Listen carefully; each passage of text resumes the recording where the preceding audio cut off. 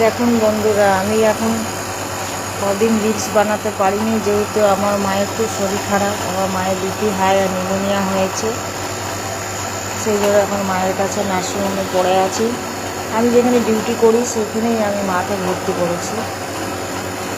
এখন মাকে নিয়ে পড়ে আছি। পরের বৃহস্পতিবারে ভর্তি করেছিলাম।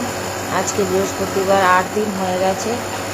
এখন মাকে নিয়ে পড়ে আছি। সেই জন্য রিলস কিছু বানাতে পারছি না, কিছু মনে করবেন না। ও মা, হাঁ করো, হাঁ করো, হাঁ করে নাও। হ্যাঁ হ্যাঁ, হাঁ করে ধুঁয়োটা নিতে হবে মা।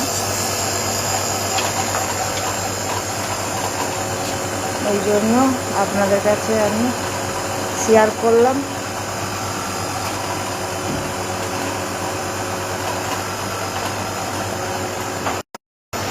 আপনারা আশীর্বাদ করুন যেন আমার মা ভালো হয়ে যায়, সুস্থ হয়ে যায়। শনি